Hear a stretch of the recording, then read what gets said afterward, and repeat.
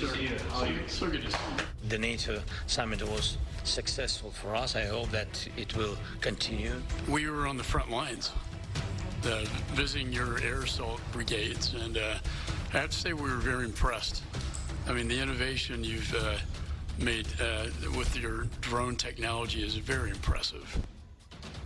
Ukraine's President Zelensky this week with Congressman McCaul, who was awarded the country's Medal of Freedom for his staunch support of Ukraine through the more than 4-year-long conflict. Congressman McCaul joins me now from Warsaw, Poland, after his visit to Ukraine. Good morning to you, Congressman. I know you are as shocked as anyone about the news about Lindsey Graham. You were friends with Senator Graham. He had just left Ukraine as well, although I know you were on different codels. How do you think Senator Graham should be remembered?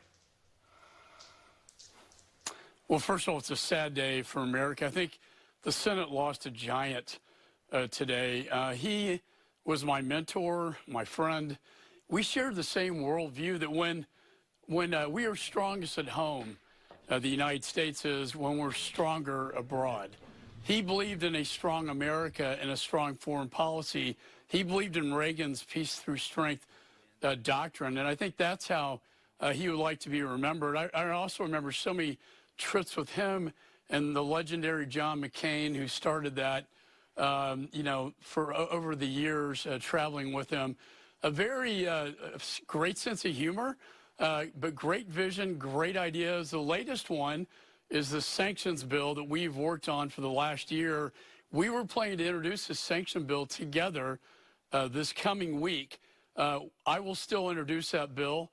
The Senate will. And I think in his honor that we owe it to Lindsey Graham to pass that tough Russian sanctions bill. He would love nothing more than that. And what about aid to Ukraine? Where does that stand? Well, I think the biggest aid that we're giving them is through our ISR, Intelligence, Surveillance, Reconnaissance. I met with the Defense Intelligence Agency in Ukraine. I have to say also, the NATO summit had a big impression on Ukraine. Zelensky was very upbeat because two things happened there.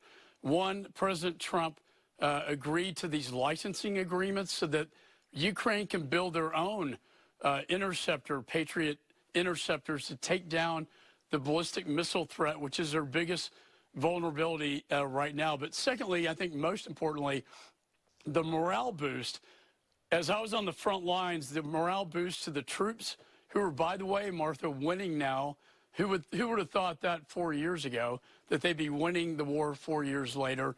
But also the political will of the Ukrainians and President Zelensky walking out of that meeting. That was a game changer, a truly remarkable meeting between President Trump and Zelensky, and I think we're on the right course. Congressman, you talked about the Patriot missile batteries. That would take many, many years to build those, so don't they need more help right now? That's exactly what we were talking about.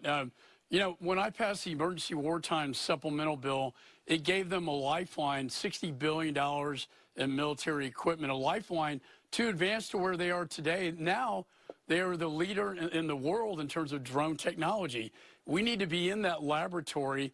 The best testing ground is on the battlefield, and they are learning so much. You are correct, though. It takes 1 to 2 years for Lockheed to make these interceptors. I think the Ukrainians can make them faster, but we have to come up with creative ways to get interceptors in there now. We need to give them a short-term Band-Aid to fix this problem. They're winning in the drone war space where they're vulnerable, and I experienced this in Kyiv several nights, are the constant bombardments of ballistic missiles, and Putin knows they're vulnerable here, and we need to help them stop it. On that point, we just have a few seconds here. President Trump says he thinks Putin wants to end this. Does anything signal that to you? Quickly, if you can.